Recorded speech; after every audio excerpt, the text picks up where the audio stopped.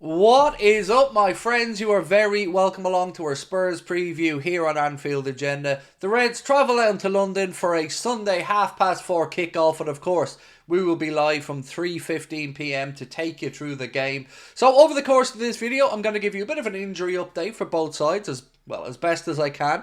We're going to be going through giving you my predicted 11 and of course my score prediction ahead of the game. We'd love to know your thoughts though, so do let me know in the comment section if you agree or disagree with my team selection.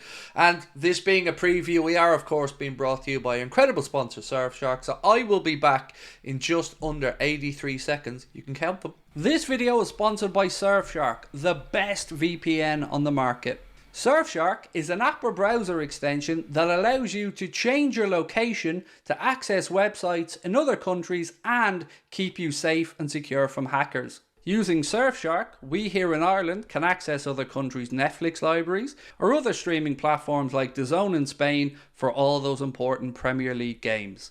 Surfshark keeps you safe and private by protecting everything you do online.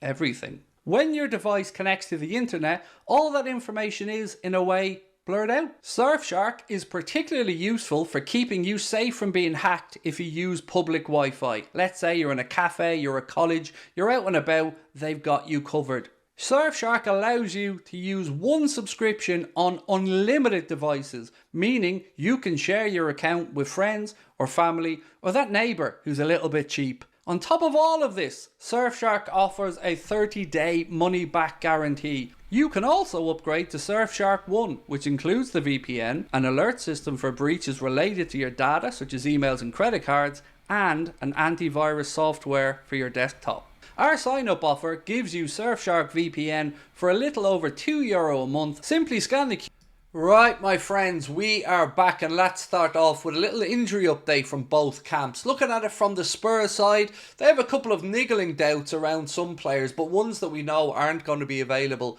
Richarlison, Vicario, Romero, Van de Ven, so they do have some headaches. And then they've got some late fitness tests for Timo Werner, who I think is under the weather or has a slight concern. And there's a couple of other players there as well. Udogie, another one that may be a late shout for Spurs. For us, well, it's pretty much as you were. Ibrahim Konate and Conor Bradley aren't back as of yet. We do know though that Costas will be in the squad. Diogo Jota, Federico Chiesa, and of course Alisson Becker have all returned. So it's pretty much as you were from a Liverpool perspective, but we haven't yet gotten into talking about the predicted 11 for this, and this has been one of the easier ones to do, I should say. Obviously, I'm sure you're aware of this, but if you aren't, Liverpool have been drawn against Spurs in the League Cup semi-final. The second leg will be at Anfield, which is always a benefit. So let's go through now and have a look at my predicted 11 for this one.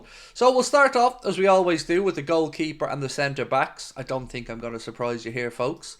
So for me, it will be Alisson Becker in goal, and then Joe Gomez to come back in alongside Virgil van Dijk.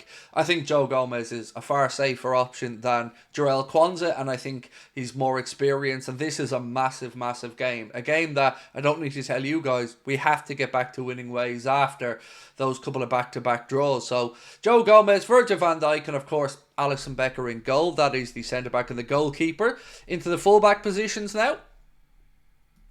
Well, here you can see I've gone for the old reliable Andy Robertson and Trent Alexander-Arnold.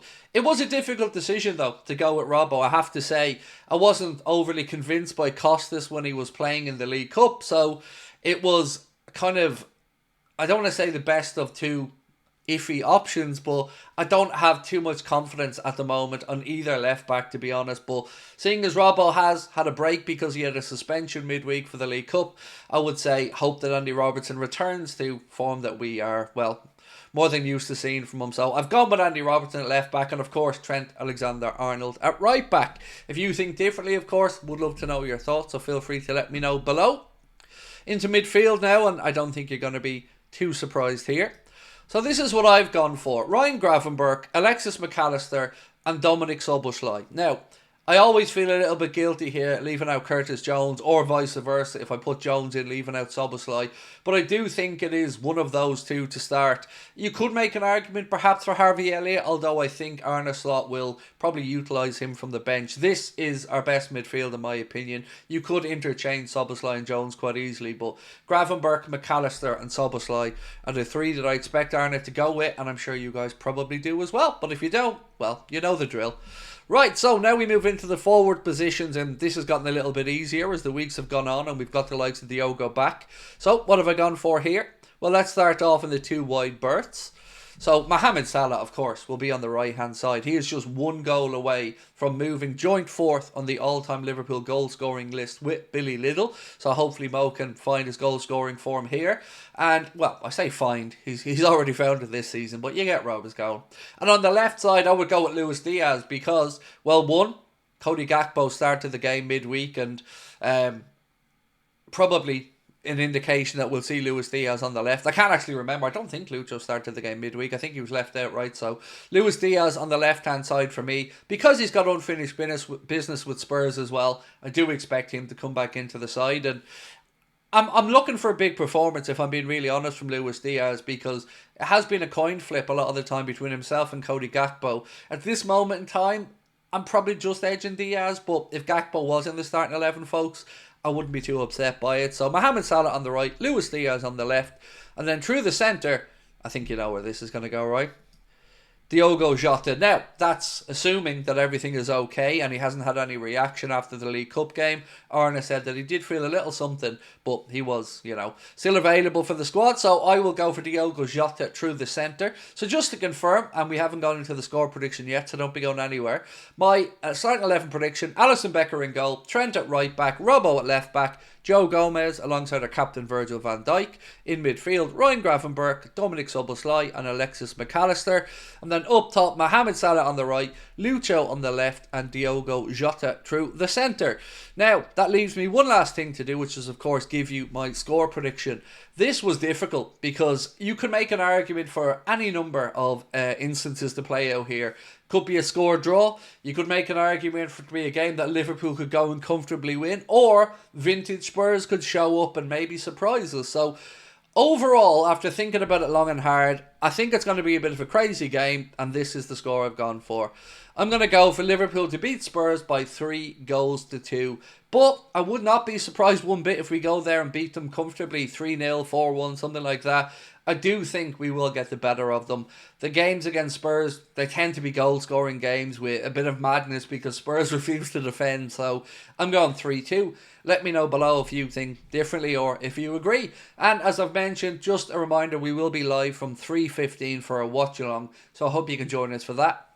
As always, we'll have our player ratings video, match reaction, everything else you would expect on a match day. You are watching this on Saturday, so I will not be live tonight. I will be back tomorrow, though, for the game, as I mentioned. And again, want to just take a quick second to say thank you for your amazing support of the channel over the course of 2024. Right, folks, I'll catch up with you soon. Much love. Bye-bye.